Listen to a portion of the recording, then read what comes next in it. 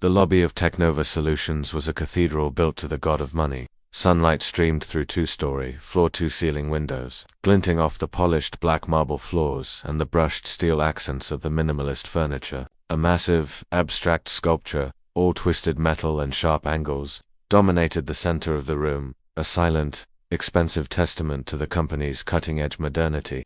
On one entire wall, a colossal screen, the size of a small billboard, displayed a cascading, hypnotic waterfall of green and black computer code. It was a beautiful, elegant, and utterly useless piece of art, because for the past 6 agonizing months, that code, the heart of the company's revolutionary new logistics algorithm, was broken, and it was costing them $100 million. Marcus Williams, 19 years old, never imagined he would find himself standing in the heart of this temple. His world was one of cracked sidewalks, late rent notices, and the constant, gnawing anxiety of a life lived on the financial precipice. He was here for one reason: to deliver a pepperoni and extra cheese pizza to the 20th floor, a task for which he would be paid $5, plus, if he was lucky, a $2 tip. As he stood waiting for the receptionist to process his payment, his eyes, sharp and analytical, were drawn to the giant screen. Dozens of engineers, men in expensive, tailored suits who looked more like bankers than programmers, were gathered before it, their faces a mask of frustration and defeat. They were discussing the flawed algorithm, their voices a low, desperate murmur of technical jargon. "My God," Marcus muttered to himself, his voice a low whisper of disbelief. He stared at the code projected on the wall, and to him, the error was not a subtle, hidden bug. It was a glaring, screaming, fundamental flaw in the architecture of the system. They're using the completely wrong data structure. The receptionist, a blonde woman with a surgically perfect nose and a bored, disdainful expression, rolled her eyes. She had overheard him, and her look made it clear what she thought. "Sure, kid. The pizza delivery boy knows advanced programming. What a joke." Marcus ignored her. He couldn't take his eyes off the screen. It was almost physically painful to look at. They were using a linear search method to query a dataset that was growing exponentially. It was inefficient, it was clumsy, and it was, he knew with absolute certainty, the reason the system was crashing. A simple reorganization of the binary tree, the implementation of a distributed hashing function, it would solve the entire problem. In seconds, he didn't think. He just acted. An impulse, born of a deep, innate understanding of the elegant logic of code, took over. He saw a group of the executives, the ones in the most expensive suits, passing through the lobby, their faces grim. "Excuse me," he said, his voice clear and steady, cutting through the low murmur of the room. "That algorithm there," he pointed to the massive screen, "you're using a linear search where you should be using hash indexing. That's why it's crashing under heavy load." The silence that descended upon the lobby was sudden, absolute, and profound. It was as if a vacuum had sucked all the air out of the room. 12 men in suits, men who controlled a multi-billion-dollar corporation, turned and stared at the young black man in the pizza delivery uniform as if he had just sprouted a second head and started speaking in tongues. Richard Blackstone, the company's CEO, a man of 50 with perfectly combed gray hair and a reputation for corporate brutality, was the first to recover. A slow, cruel smile spread across his handsome, patrician face. He let out a low, rumbling laugh, a sound that was less about humor and more about the assertion of power. "Kid," he said, his voice dripping with a condescending amusement, "do you have any idea how many PhDs in computer science from Stanford and MIT have been working on this project for the last 6 months? Marcus felt a familiar heat rise in his neck. It was the flush of indignation, the sting of being judged, dismissed, and underestimated based on nothing more than the color of his skin and the uniform he wore. But he kept his voice steady, his gaze direct. "I know," he replied calmly, "that you've lost $97 million in contractual penalties so far, because the system experiences a catastrophic failure every time it hits 200,000 simultaneous queries." Blackstone's laughter died in his throat. The smile vanished from his face, replaced by a look of stunned, angry disbelief. That specific number, the exact failure point, had not been made public. It was a closely guarded secret, known only to the senior executive team and the lead engineers. "And how the hell?" demanded the vice president of technology, a man named Dr. Harrison, as he strode suspiciously towards Marcus. "Would you know that?" Marcus took a deep breath. The truth was that his mother, Rosa Williams, had been a member of the cleaning staff in this very building for the past 15 years. The truth was that he had spent a significant portion of his childhood doing his homework in the empty, silent offices of this company while his mother worked, scrubbing floors and emptying trash cans until the wee hours of the morning. The truth was that he had grown up as a ghost in this machine, unintentionally absorbing the technical conversations, the discarded documents, the very language of this world. But to reveal that now would be to humiliate his mother, to expose her to the wrath of these powerful, petty men. Just observation, he replied simply, his voice a mask of calm. Blackstone crossed his arms, the wicked, predatory smile returning to his lips. He saw an opportunity to reassert his dominance, to put this impertinent young man back in his place, to create a public spectacle of humiliation that would serve as a warning to anyone else who dared to step out of their designated lane. "All right, little genius," he declared, his voice booming through the now silent lobby. "If you're so smart, prove it. Solve our problem." The challenge echoed through the vast, marble space like a death sentence. All eyes turned to Marcus. The expressions on the faces of the assembled employees were a mixture of amusement, pity, and a kind of morbid, ravenous curiosity. They were about to witness a public execution. What none of them knew, what Blackstone in his monumental arrogance could not possibly conceive, was the universe of knowledge and determination that existed behind Marcus's calm, steady gaze. They didn't know that this young pizza delivery boy had been accepted to Stanford University on a full academic scholarship at the age of 16. An offer he had been forced to turn down to stay home and care for his mother after she had been diagnosed with a severe, debilitating form of diabetes. They didn't know that he had spent the last 3 years not just delivering pizzas, but devouring every book on advanced programming, every online tutorial, every academic paper on algorithmic theory he could get his hands on, his mind a relentless, self-taught engine of learning. Marcus looked at the massive screen, at the flawed, broken code that was a mirror of the flawed, broken men who had created it. He looked at the expectant, mocking faces around him, and something inside him, a quiet, steely resolve forged in a lifetime of being underestimated, clicked into place. "All right," he said, pulling a battered, cracked smartphone from his pocket. A device that was a universe away from the sleek, expensive phones in the hands of the men surrounding him. "But when I fix this, and I will fix this, I want every single one of you to remember this moment.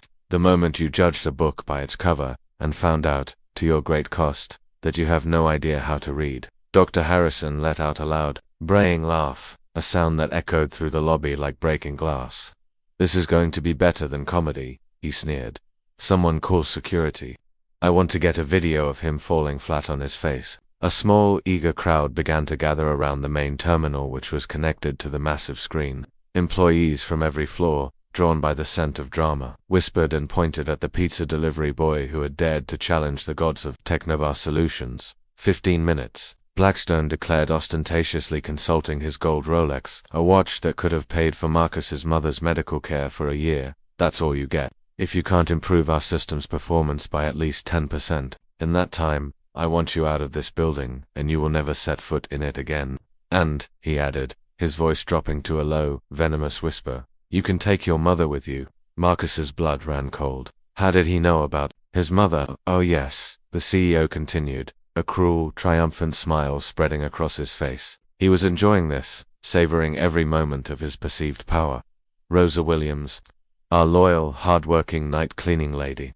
For the past 15 years, a very dedicated employee.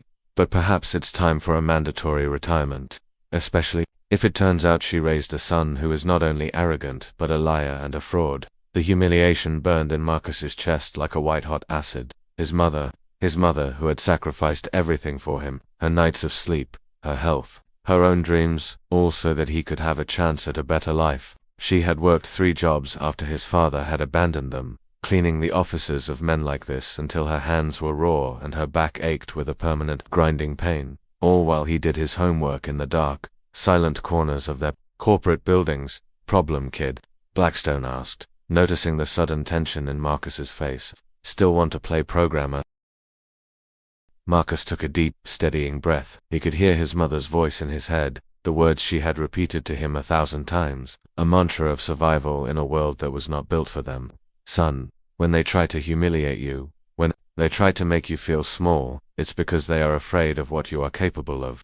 Don't ever let their fear become your own." "You can start timing me," Marcus said, his voice now devoid of any emotion. He walked to the terminal, his back straight, his head held high. The blonde receptionist, Sarah, was now filming everything with her cell phone, a gleeful, predatory smile on her face.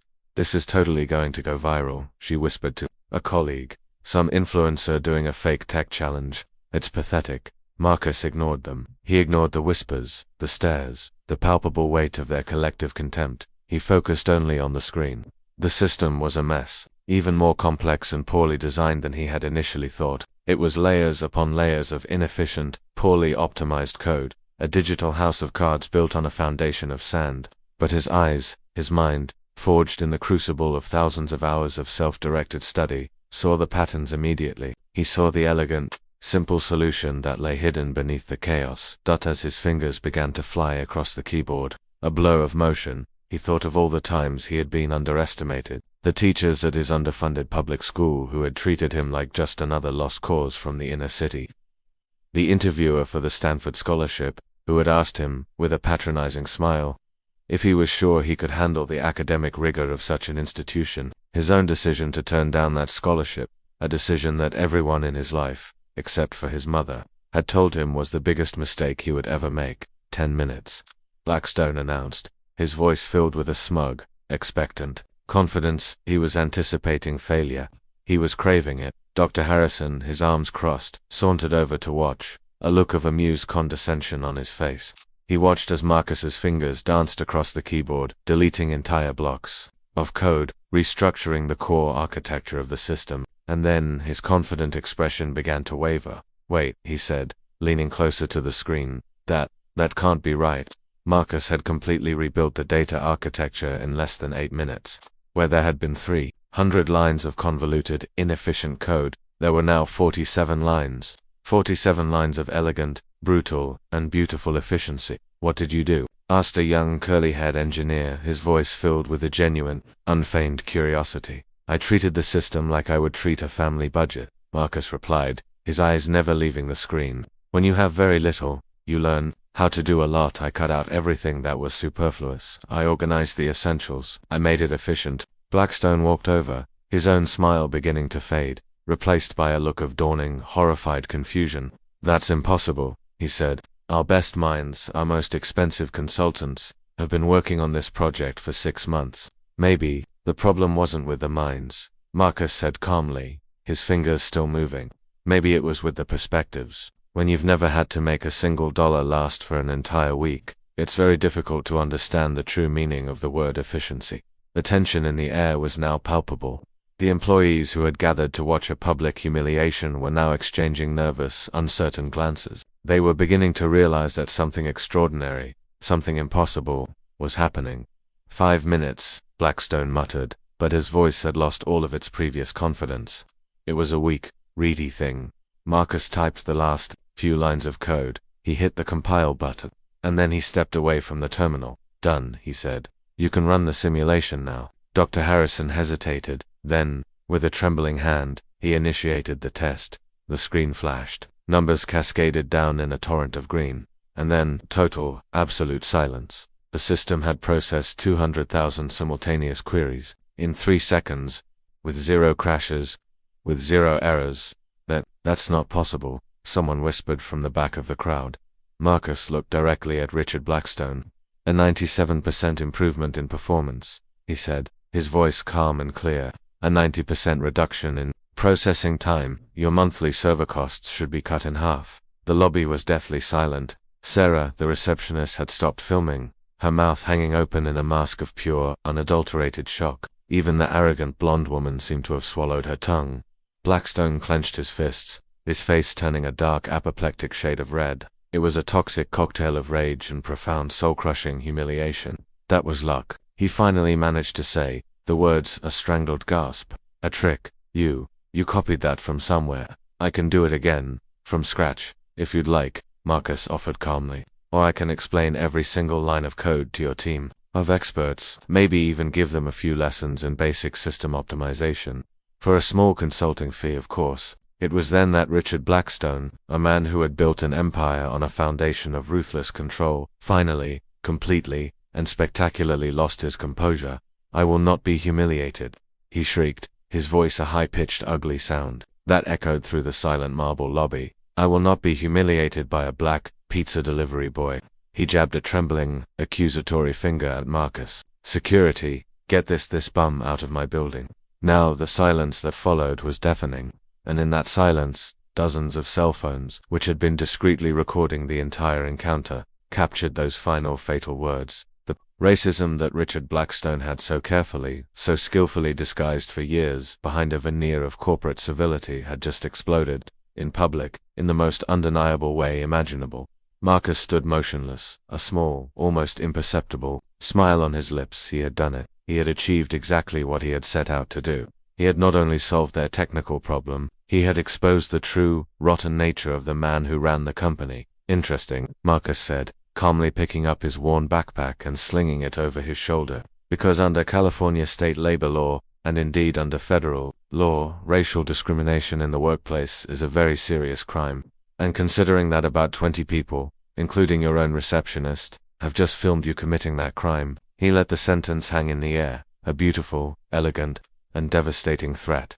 Every word that had come out of Blackstone's mouth had only dug the hole of his own destruction deeper. And Marcus, the boy he had tried to humiliate, now stood before him, not as a victim, but as the serene, calm, and utterly confident architect of a much more complex, and much more satisfying, game that was only just beginning. Marcus walked out of the gleaming, sterile lobby of Technova Solutions and back into the real world. The world of cracked pavement and exhaust fumes. The world he called home. The adrenaline that had coursed through his veins during the confrontation began to subside, replaced by a cold, heavy dread. He hadn't just solved an algorithm. He had detonated a bomb, and he had no idea how far the shrapnel would fly. He had exposed himself. He had exposed his mother, and he had made a very, very powerful enemy. He found his mother, Rosa Williams, in their small two-bedroom apartment, the air thick with the comforting smell of the chicken and dumplings she was making for dinner.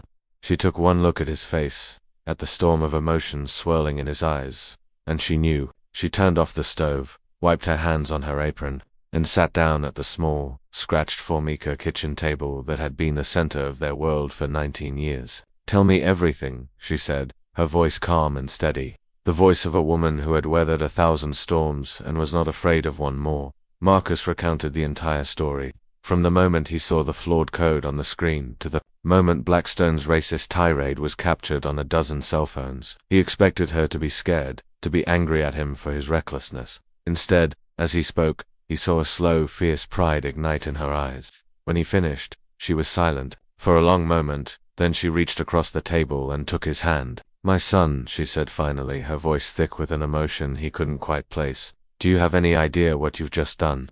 "I've probably made the biggest mistake of my life," Marcus sighed, the weight of his actions finally settling upon him. "I've put you at risk. I've put myself at risk. And for what? To prove a point to a man who doesn't deserve the air he breathes." "No," Rosa interrupted, her grip on his hand tightening. Her voice was firm, unyielding. "Now, you have shown them who you really are, and if that man, if Richard Blackstone, thinks he can destroy our family after I have spent 15 years of my life sweating and aching to clean up his mistakes, then he does not know the Williams family."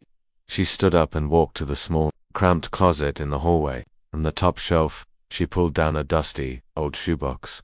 She placed it on the table and opened it. Inside, there were no old photographs or sentimental keepsakes. Instead, it was filled with papers, letters, documents, printouts of emails, and small handwritten notes. "Son," she said, her voice dropping to a low, serious tone, "there are things about Technova, things about that man that you don't know. Things I've seen, things I've heard, things I have collected, over 15 long years of being invisible." Marcus stared at the papers, his eyes wide with a dawning, shocked understanding.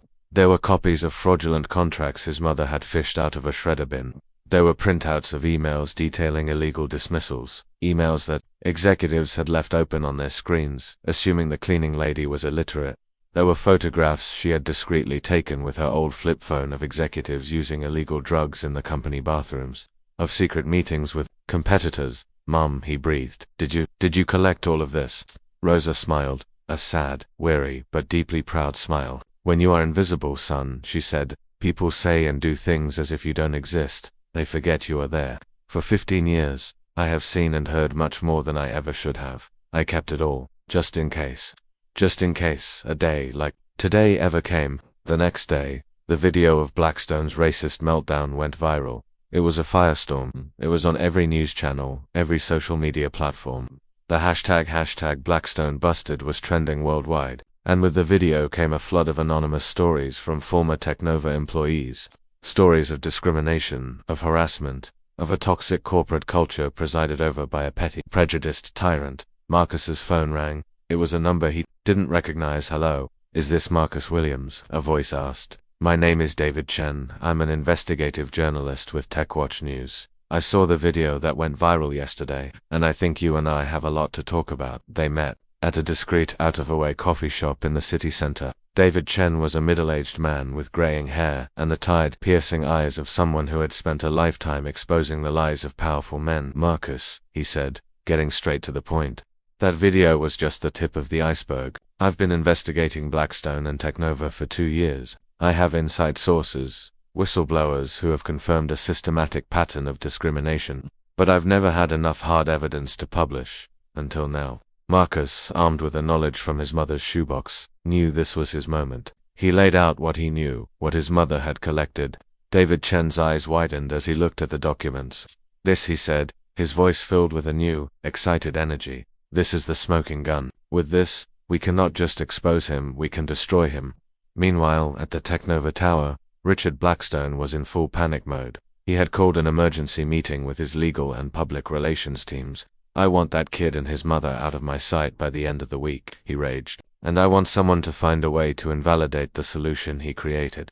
There has to be a flaw in it somewhere." Dr. Harrison, the VP of Technology, who had remained unusually quiet since the incident, finally spoke up. "Richard," he said, his voice calm and steady, "maybe we should consider offering the boy a position. He clearly has an extraordinary talent. It could be a way to mitigate this public relations disaster." "Are you crazy?" Blackstone exploded. "I am not going to reward some arrogant inner-city kid who humiliated me in public. Find a way to get rid of him, or I will find people who can." What Blackstone didn't know was that Dr. Harrison had discreetly recorded their entire conversation. On his phone, years of watching the CEO's corrupt and prejudiced practices had finally reached a breaking point. Witnessing genuine, undeniable talent being rejected out of pure, ugly racism had been the final straw. That night, Dr. Harrison made a phone call to a number that David Chen had given to Marcus. "I have something you're going to want to hear," he said, simply. An alliance was formed. An unlikely, powerful team of 4. Marcus, the self-taught genius. Rosa, the invisible woman who had seen everything. David, the relentless journalist with a network of sources. And Dr. Harrison, the high-level insider who could no longer stomach the corruption of his own company.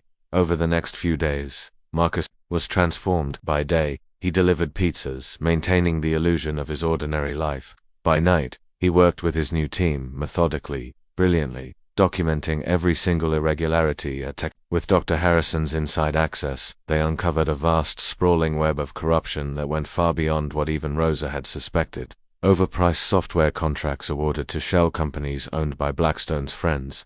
A systematic pattern of minority employees being passed over for promotions. And the most damning discovery of all, a scheme where Blackstone was selling insider information about Technova's products and development to their biggest competitor. "We have enough material here to not only destroy his career but to bankrupt the entire company," David said during one of their late-night strategy sessions at Marcus's apartment. "No," Marcus replied calmly, surprising everyone. "We don't want to destroy the company. There are good, honest people who work there, people who depend on those jobs. We want something more surgical, more elegant." Rosa smiled, recognizing the wisdom she had spent a lifetime trying to instill in her son. "The best revenge isn't to stoop to their level, son," she said. "It's to rise so high that they feel tiny just looking up at you." Marcus nodded, a brilliant, audacious plan beginning to form in his mind. "Blackstone thinks I'm just an ignorant pizza delivery boy," he said. "Let's use that arrogance against him." He turned to David. "You said you have contacts on Technova's board of directors, right? 3 members who are growing increasingly dissatisfied with Blackstone's leadership." "I do," David confirmed. "Why?" Marcus asked, a dangerous, intelligent gleam in his eyes. "Because we are going to give them an alternative they never saw coming." Blackstone wants to humiliate me publicly. Perfect, we'll give him exactly that opportunity. The Technova conference room had never seen a meeting like this. Blackstone, in a desperate attempt to regain control of the narrative, had summoned the entire board of directors, the local tech press, and representatives from the company's major investors. He called it a demonstration of leadership and corporate integrity. It was, in reality, a public show trial, with Marcus cast as the villain. "Gentlemen," Blackstone declared, adjusting his expensive Italian tie, "I have brought you here today to witness how we deal with problematic employees and fraudulent attempts to defame our company." On cue, Marcus entered the room, calm and composed, wearing the same simple shirt he had worn on the day of the first confrontation. Blackstone smiled, a predator who believed he had finally cornered his prey. "Ah," he announced to the room, "our famous pizza genius has arrived. I hope you're all recording this, because today, you are going to see a lying, opportunistic kid get completely and utterly exposed." Marcus sat down in the chair that had been placed for him in the center of the room, noticing the cameras that had been strategically positioned. "Perfect," he thought, "just as we planned." "Mr. Williams," Blackstone began, circling him like a shark, "you claimed that you improved our system by 97%. Our team of experts has since discovered that this was pure luck, an amateur trick that actually introduced new vulnerabilities into our system." Dr. Harrison, sitting at the back of the room, exchanged a subtle, almost imperceptible glance with Marcus. The plan was working perfectly. In fact, Blackstone continued, his voice rising with a theatrical indignation. "We have discovered that you and your mother are involved in a criminal scheme to steal intellectual property from our company. We have evidence that she has been photographing confidential documents during her nightly cleanings." A shocked murmur rippled through the room. Marcus remained motionless, but his eyes flashed with an intensity that made some of the board members shift uncomfortably in their seats. "That's a very serious accusation, Mr. Blackstone," Marcus said calmly.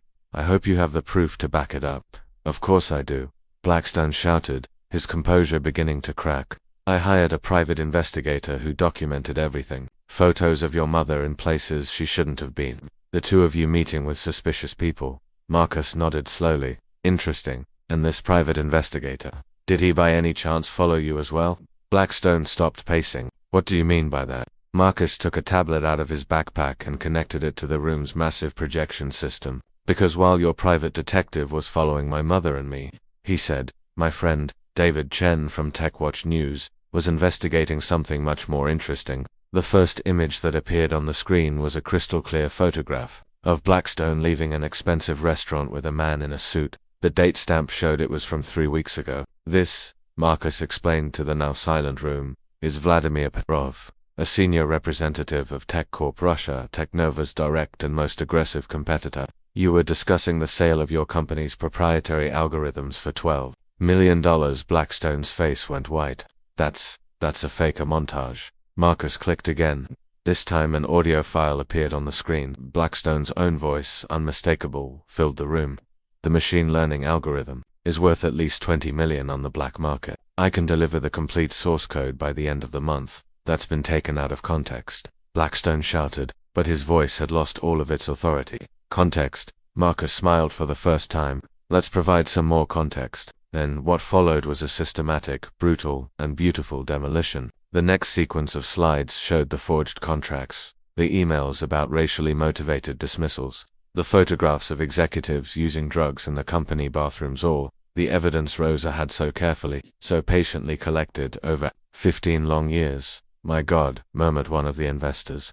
"Richard, is this true?" But Marcus wasn't finished. The screen now showed the complete, unedited recording of the original meeting between him and Blackstone, including the racist words that had been cut from some of the videos that had been leaked online. "And now," said Marcus, his voice growing stronger, "the part that really matters."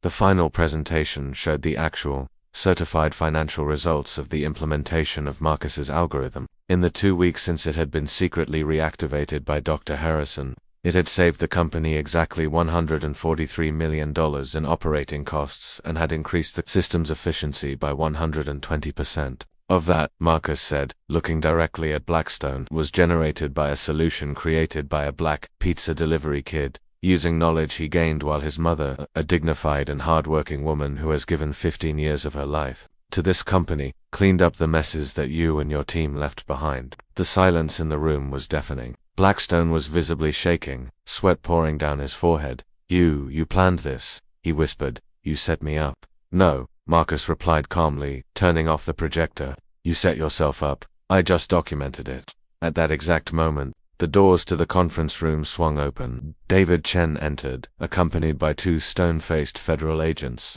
Richard Blackstone, one of them said, his voice flat and official. You are under arrest for industrial espionage, racial discrimination in the workplace, and multiple counts of federal fraud. As Blackstone was being handcuffed, he shouted desperately, "This is persecution. You can't do this to me. I built this company." Marcus stood up, adjusted his simple shirt, and looked at the man who had tried to destroy his family. "Mr. Blackstone," he said, "the difference between us is simple. You used your position to oppress people. I used my intelligence to protect them." As Blackstone was led away, a broken, defeated man, one of the board members, a man named Mr. Chen, approached Marcus. "Mr. Williams," he said, his voice filled with a new, profound respect, "the board would like to discuss a proposal with you. We find ourselves in need of a new CEO." Marcus smiled, thinking of his mother, who at that very moment was probably at home, preparing dinner in the small apartment that he knew with a sudden, joyous certainty they would soon no longer need. "I'll consider it," he said. "But first, I have a pizza to deliver." The room erupted in a wave of nervous, relieved laughter. But everyone in that room understood that they had just witnessed something extraordinary. The boy Blackstone had tried to humiliate had become the architect of his own destruction, proving that true justice does not come from blind revenge, but from intelligent patience, and the courage to expose the truth when the right moment finally arrives.